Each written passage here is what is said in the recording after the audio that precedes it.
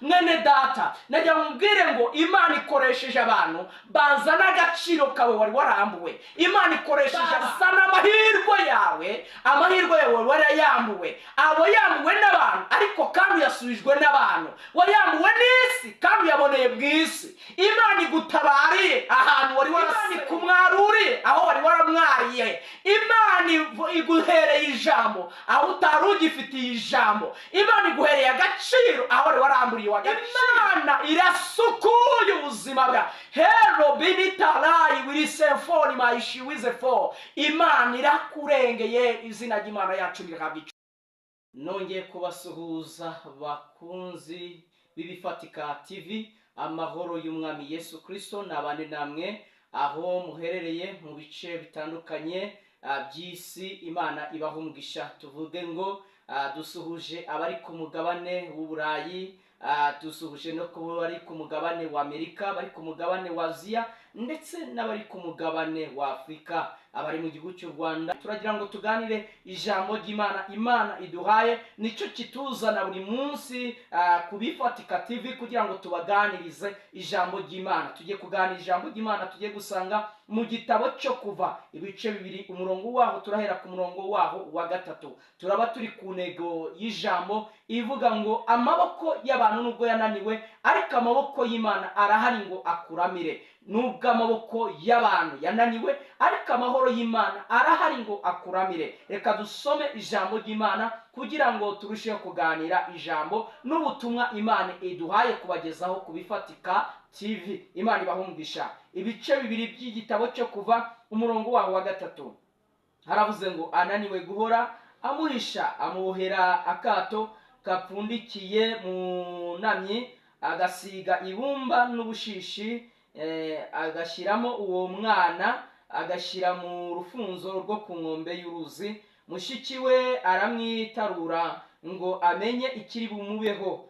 Umukobwa wa Farawo amanurwa no kwiyuhagira mu ruzi. Abaja be bagendagendaga ku nkombe y'uruzi abona akato mu rufunzo, atuma umuja we kukamuzanira, aragapfundura akabonamo uwo mwana.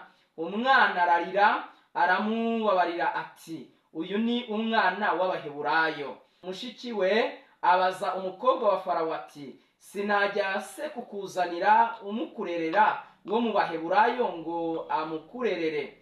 Umukobwa wa Farawo aramusubiza ati nuko genda umunzanire. Umukobwa aragenda ahamagara nyina w'uwo mwana. Umukobwa wa Farawo aramubwira ati jyana uyu mwana umunderere nzaguhemba. Uwo mugore ajyana uwo mwana aramurera. Imana y'amahoro itugirire ubuntu cyane. Bakundwa bene data nshuti z'umusaraba b'Ibifatika TV, amahoro Umwami Yesu Kristo nabane namwe. Turanezerewe mu mitima yacu kubera yuko Imana yacu ni Imana ishoboye. Turi ku ntego y'ijambo ivuga ngo nubwo amaboko y'abantu yananiwe ariko amaboko y'Imana arahari kugira ngo akuramire. Izina ry'Imana yacu nirihabwe icyubahiro. Ijambo dusomye ni ijambo rivuze ku makuru ya Mose. Uyu munsi ntabwo tugiye kuvuga amakuru ya Mose, ahubwo tugiye kuvuga amakuru agize ubuzima bwawe. Ese wowe uri muntu ki? Ni ibihe byago cyangwa se nayahe makuba? Ni izihe ngorane cyangwa se nayahe mageragezwa uhuye nayo? Ariko Imana nubwo uhuye n'amakuba, nubwo uhuye n'amageragezwa, Imana ikunumyeho kukubwira yuko nubwo amaboko y'abantu, amaboko y'ibyo wari wishigikirije yamaze kunanirwa, amaboko y'Imana arahari kugira ngo agire gute akuramire. Wowe udukurikirana buri munsi ku Bifatika TV, turagira ngo tukubwire ngo nubwo hari amaboko y'ibyakunaniwe ariko amaboko y'Imana arabonetse kugira ngo akuramire. Izina ry'Imana yacu nirihabwe icyubahiro. Dusomye ijambo ritubwiye ku nkuru z'uyu mugabo bita Mose. Mose n'umwana wavutse, avuka ariko avukira mu makuba, avukira mu ngorane zikomeye, avukira mu gihe cy'itegeko ry'umugabo bita Farawo. Ryavugaga yuko abana b'abahungu bose b'Abaheburayo bazajya bavuka bagomba kujya babanigira mu matako ya ba nyina barimo bavuka. kuvuka, ariko kandi Imana yemera yuko avuka abaho. Imana tugirire neza. Abaho batamunigiye. Nagira nkubwire, nubwo hari byagambiriye kukuniga kera kugira ngo we kubaho ubuzima bwawe buhinduke ubusa.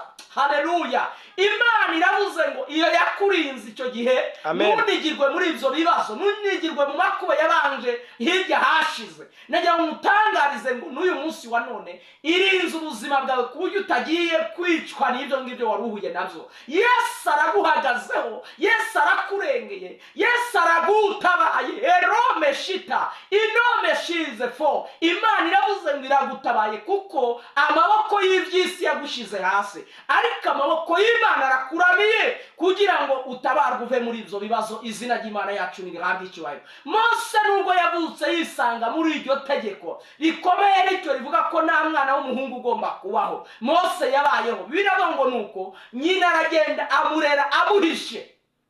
Ubaye mu buzima buhishwe, ubuzima butazwi, ubuzima butamenyekana, ubuzima butitaweho, ubuzima mbese budafite igisobanuro, ariko mu izina rya Yesu Imana irantumye ngo mvuge ngo Imana iragusigasiye, Imana irakurengeye, Imana iragutabaye. Izina ry'Imana yacu nirihabwe icyo. Peyasa wineno shitima. Mose nubwo yarahuye n'izo ngorane, ariko Imana yaramuzigamye, imuzigamira kugira ngo abeho. Nawe ubayeho nubwo hari byari bizi kutazabaho. Mwene data mukundwa, ubayeho, niko Imana intumye. Irantumye ngo mbwire ngo ubayeho. Nubwo hari ibintu byagushize mu buzima bugupfunyika, ubuzima butakugaragaza, Imana ije kugukura muri ubwo buzima kuko ayo maboko arananiwe.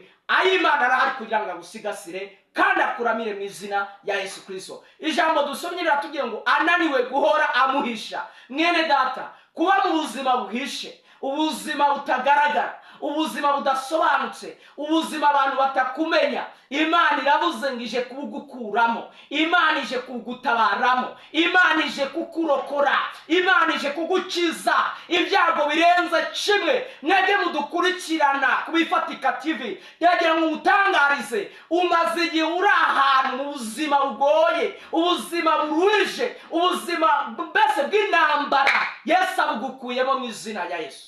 Yesu abugukuyemo, Yesu aragutabara, Yesu arakuzigamye. Muri uyu mwaka Yesu avuganye n'ubuzima bwawe ngo humura kuko Imana iragutabaye mu izina ry'umucunguzi wacu Yesu Kristo w'i Nazareti. Dusomye ijambo ryo ngo ananiwe guhora amuhisha, amubohera akato. Mwene data mukundwa, wabohewe akato n'abantu. Isi yagushize mu kato, ahantu uba wenyine, ahantu abantu badashaka no kukubona, ahantu utanga igitekerezo abantu ntibashake kucyumva, ahantu uvuga ijambo umuntu ntashake kumva ibyo wavuze. Ariko Imana ije kugukura muri ubwo buzima bupfundikiwe, Imana ije kugukura muri ubwo buzima mbese budafite igisobanuro. Yesu araje kugira ngo asobanure ubuzima bwawe. Izina ry'Imana yacu nirihabwe icyubahiro. Aravuze ngo ananiwe guhora amuhisha. Mwene data, nawe hari ibyananiwe. Niyo mpamvu turi kurega ivuga ngo nubwo amaboko y'abantu yananiwe, Imana arahari ngo akuramire. Mwene data, amaboko ya nyina wa Mose yarananiwe, ananirwa guhora amuhisha, abona biragoye. Biravuga ngo amubohera akato, agapfundukiye munamye, ngo agasiga ibumba n'ubushishi. Nubwo wasizwe ikimwaro, nubwo wasizwe igisebo, nubwo wasizwe kutamenyekana no kutumvwa, ariko Yesu aje kugukura muri ubwo buzima ngo bagasiga ibumba n'ubushishi. Nubwo wagiye ugatabwa kure, ukajugunywa ubuzima bwawe bukajugunywa ahantu ngo butazacira, Yesu aje kugukura muri ubwo buzima budacira. Yesu aje kukurokora, Yesu aje kukuzigama. Izina ry'Imana yacu rihabwe icyubahiro. Biravuga ngo nuko ngo Yesu aramanutse kugira ngo agutabare. Yesu akoze igitangaza kugira ngo utabare. Ngo nuko agashira ku nkombe y'uruzi. Biravuga ngo nuko mushikiwe aramwitarura ngo arebe ibiburi mubeho. Mwene data, wabaye mu buzima bwitarurwa n'abantu, abantu barakwitaruye, abantu baragusize, abantu baragutaye. Nawe ushaka kuba yagira icyo akukorera, nawe ushaka kuba yakumva, birashobora bagutaye uri muri ubwo burwayi, bagutaye ubukene bumaze kugufata, mwabanye mu bihe by'ubukire, ariko uyu munsi wa none ibihombo bimaze kugufata, waratawe. Yesu aho ngaho biravuze ngo araje kongera kugukura kugukura muri icyo kimwaro cyangwa watawe. Yesu aje kukuzigama wa mugabo we. Yesu aje kukurengera wa mudamu we. Yesu aje kukurengera wa musore we. Yesu aje kukurengera wa mukobwa we. Imana y'amasezerano wowe umurikirana buri munsi, Imana ikunumyeho ngo nubwo wabaye muri ubwo buzima butawe, muri ubwo buzima butamenyekana, muri ubwo buzima butazwi, muri ubwo buzima butumvwa, Yesu aje kugutabara mu izina rya Yesu. Yesu akugarutseho mu mbaraga n'umwuka wera. Ijambo ritubwiye ngo iki? Ngo aramwitarura ako kanya, ngo yitegereje ngo arebe ibimubaho, abona ibitangaza by'Imana. Nubwo ari abantu bakwitaruye bateze ngo turebe icyo azamera, buriya buzima azabuvamo, buriya buzima azabucamo, ubiciyemo mu izina rya Yesu. Imana yambwiye ngo ubwo buzima abantu bazi kutazabucamo, bazi kuzabugwamo, bazi kuzabuseberamo, bazi kuzabumwariramo, bazi yuko mbese ntacyo uzamara, ariko mu izina rya Yesu aho niho Yesu aje kugutabarira. Ngo nuko Bibiliya tubwiye ngo umukobwa wa Farawo amanurwa no kwiyuhagira. Imana itugirire neza mu ruzi, Imana itugirire ubuntu. Ngo akigera mu ruzi aje kwiyuhagira, ngo abajabe bari barimo bagendagenda ku nkombe y'uruzi. Nuko ngo bari gukora icyo bita uburinzi, bari bamurinze. Nuko ngo arangije ngabona akato ngo kari mu rufunzo, atuma abajabe ngo bakamuzanire. Biramo ngo nuko abajabe barakamuzanira. Mwene data, najya mubwire ngo Imana ikoresheje abantu bazana agaciro kawe wari warambuwe. Imana ikoresheje abantu bazana amahirwe yawe, amahirwe yawe warayambuwe. Abo yambuwe n'abantu, ariko kandi yasubijwe n'abantu. Wayambuwe n'isi kandi yaboneye bw'isi. Imana igutabariye ahantu wari warasebeye, Imana ikumwaruriye aho wari waramwariye. Imana iguhereye ijambo aho utari ugifitiye ijambo. Imana iguhereye agaciro aho wari waramburiye agaciro. Imana irasukuye ubuzima bwa Hero binitarayi wirisefoni mayishiwize fo.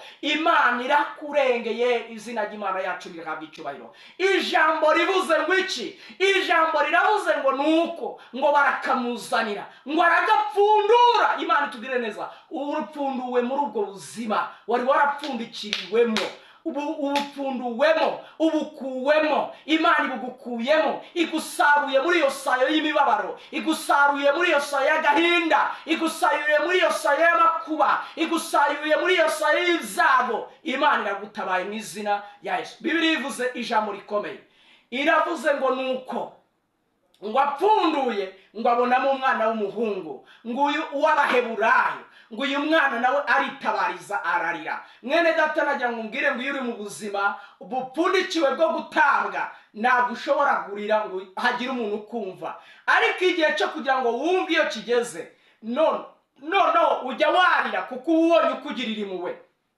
Bibiliya ivuze ijambo rikomeye. Mose ngo arangije ngo bagipfundura akato, ngo abakimubona ngo bamugirire impuhwe, ngo ararira. Ngo nuko uyu mukobwa amugirira impuhwe, aravuga ngo disi ni umwana w'Abaheburayo, disi ni umwana w'Imana, disi ni umwana wo mu ruzaro rwa Yakobo, disi ni umwana w'Imana, nawe ni umuntu wavuzweho n'Imana. Mwene data, ibyo wavuzweho Imana izarikurikirana, ndetse n'abatakugirira impuhwe Imana izabatera kukugirira impuhwe, n'abatakwitaho Imana ibateye kukwitaho, n'abatakumva Imana ibateye kukumva, mbese n'abatakureba irihumye Imana ibateye kukurebesha yombi. Imana iragutabaye. Njya numva ijambo rivuga ngo nta n'uwakureba irihumye. Noneho si kukureba irihumye gusa, kuko nta n'icyo ryakumarira irihumye, ahubwo bakurebesheje yose mu izina rya Yesu Kristo. Abiri yose akanuye, bakugiriye imbabazi, bakugiriye impuhwe, buratabawe ukuwe muri ubwo buzima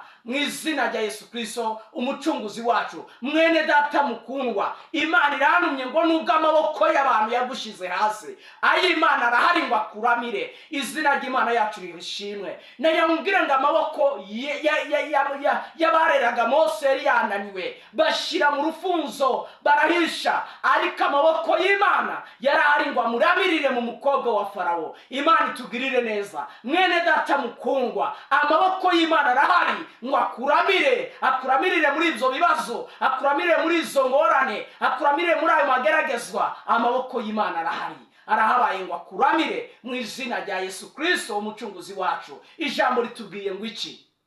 ijambo riratubwiye ngo nuko ngo mushiki w'uyu muhungu, mushiki wa Mose, ngo abonye bamugiriye imbabazi, mwene data mukundwa, nagira nkubwire ngo imbabazi z'Imana nizimara kukuzaho, abantu bakabona ko zakujeho, abantu bazatangira guperereza ngo niki twamukorera, ese burya nawe yabagaho, ese nawe burya biriya byamubera. Ndetse nagira nkubwire ngo amaboko y'Imana namara kukuramira, abantu bazaza ngo mushiki we araza abaza umukobwa wa Farawo ati, ese sinakuzanira umukurerera wo mu Baheburayo kazi. Izina ry'Imana yacu nirahabwa icyubahiro. Mwene data mukundwa, abantu batagutangiraga igitekerezo kizima, amaboko y'Imana nimuwe z'Imana nibikuzaho, bazatangira kuguha ibitekerezo bizima, n'ibitekerezo byo kugira ngo utabarwe, n'ibitekerezo by'inyunganira kugira ngo utere imbere, bizatangira kuza biturutse muri babandi bari bakwitegeye ngo bazarebe ikimwaro cyawe. Inama nzima zizabavamo kuko imbabazi nimuwe z'Imana byakujeho. Imana ikunumyeho ngo iraje ngo igutabare, ikuramiza amaboko yayo kuko amaboko y'abantu yananiwe. Izina ry'Imana yacu nirahabwa icyubahiro. Ijambo ritubwiye iki? Ijambo riratubwira ngo umukobwa wa Farawo amujya ngo genda umunzanire. Bibiliya atubwira ngo uyu mukobwa agenda ahamagara nyina w'umwana, ngo nuko araza, ngo umukobwa wa Farawo aramubwira ngo genda umunderere, nzamuguhemba, nzaguha ibihembo byo kumurera. Izina ry'Imana yacu nibishimwe. Nagira nkubwire ngo ubutabazi bw'Imana iyo buje busingira n'abandi. Mu yandi magambo, Imana ikuzanyaho ubutabazi bugukiza, bukagukizanya n'abari bagutaye, bukagukizanya n'abari bazi yuko ibyawe birangiye, bukagukizanya n'abari bakwitegeye. Imana iragukijije, niko Imana inumye. Irambiye ngo mutangarize ngo Imana iragukijije. Hero peya sifa, Imana irakurengeye. Omeshita labone shamadona, Imana ije kugukura muri iyo mibabaro. Niko izina ry'Imana yacu riri. Imana yacu nihinduka n'umutabazi. Nagira ngo mvugire ngo iyatabaye Mose yamaze kuboherwa akato, nije kugutabara. Nubwo bakuboheye akato k'amagambo, nubwo bakuboheye akato ko kuguseza, nubwo bakuboheye akato ko kukumwaza, Imana ije kugutabara. Niko Imana inumye. Heni poneshitala lori ya fonima, heno shawiza, ndiyo nehema Golgota. Urakoze ko Mwami Yesu uje gutabara uyu muvandimwe, urakoze kuje kumukura muri aya makuba. Izina ry'Imana yacu nirihabwe icyubahiro. Imana ibahumugisha mwebwe mwese mudukurikirana kubifatika TV. Imana ibahumugisha. Murakoze cyane mukozi w'Imana. Kuba witabiriye ukaza kubifatika TV. Imana y'amahoro iguhe umugisha. Murakoze. Numvishije ijambo ryitwa icyokere. Pita nibuka izuba ryo kwa munani, ukuntu ryayaga ricana ugasanga abantu bahiye. None iki cyokere Imana yakiyoboye yagiteje umukobwa wa Farawo, atari uko cyane abaye cyinshi kurusha abandi. Yari anafite pisine iwabo kuko Bibiliya itwereka ko bari abakire. Ariko kuko inzira z'Imana zashaka gutabara Mose, imujyana mu kidendezi cyangwa mu mwagita mu ruzi. Yewe Bibiliya igisuruzi. None twafashisha cy'umuntu ubona uri mu makuba n'ibigeragezo, dore ko n'iki gihe tugezemo kigoye cyane, ari isi ikanganye iteye ubwoba. Abantu barimaze gutakariza Imana icyizere kuko bagiye bumva ijambo ritaba ryo ryihumure, bamwe na bamwe bagacika intege, bakayanga Imana ntigikora kandi Imana irakora. Niba yarahagurukije umukobwa wa Farawo, wababwira iki ko ku bibazo byabo bafite cyangwa ku ntambara bari guhura nazo muri iyi minsi? Cyane cyane ko abantu benshi nubwo tunavuga imibereho, Imana irayiduha ariko ishaka ko tuzanabona ubwami bw'Imana. Abantu wababwira iki? Nagira ngo ntangarize kuri iri jambo rivuze icyokere. Ntabwo igicyokere cyaje kubera yuko uyu mukobwa wa Farawo mu wabo hatari amahumbezi. Ibwami haba urukari runini. Yes. Haba urukari runini rurimo ibiti by'uburyo bwose bituma amahumbezi aba mu rugo. Iki cyokere ni cy'ubutabazi bwo kugira ngo Mose atabare. Imana ishimwe. Nagira ngo ntangarize abantu, nubona Imana ije kugutabara inyuze mu muntu, umenye ko ari icyokere cyo kugira ngo igutabare Imana ikoresheje kuri uwo muntu.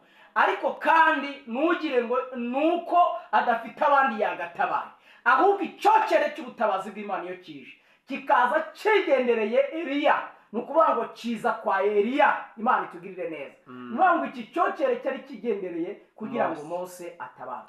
Ni iki nafashije umuntu rero ushobora kuba uri mu buzima yisanzemo nk'ubwo Mose yisanzemo? Mose yisanze mu buzima atahisemo, ahubwo ni ubuzima isi yari yamuhitiyemo, ariko kandi nanone budafite igisobanuro, ariko Imana yagira ngo irememo ubuzima bufite igisobanuro. Imana itugirire neza. ni ukuvuga ngo nawe wisanze mu buzima nk'ubwo Mose yarani, Imana ikunuyeho. Niyo mpamvu ndi hano imbere ya kamera z'Ibifatika TV.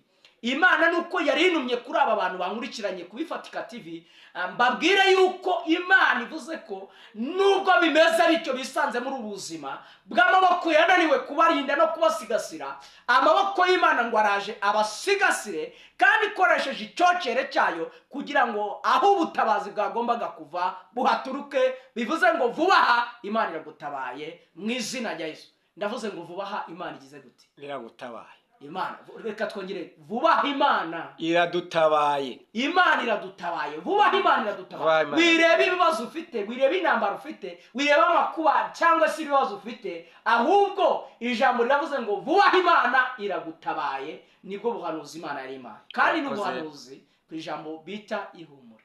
Urakoze cyane. Imana y'amahoro iguhe umugisha. Nawe twari kumwe n'umukozi w'Imana Nzabandora Patrick ku Bifatika TV, kandi rwose twabwira abantu ko ku Bifatika TV ntakagaruka, dufite ijambo ry'Imana, dufite abatumirwa batandukanye bo kujya bahereza ijambo ryo kubafasha rihumuriza, ijambo rikiza, kandi mujye mwibuka gukora subscribe. Murakoze cyane. Numva wasenga ugasezera ku bantu, wakoze kwitaba ubutumire bwacu. Imana y'amahoro iguhe umugisha. Turagushimiye Mwami Yesu, tugushimiye ko ubwo wakoresheje umukobwa wa Farawo kugira ngo Mose atabarwe, Mana uteje icyokere kwa Farawo.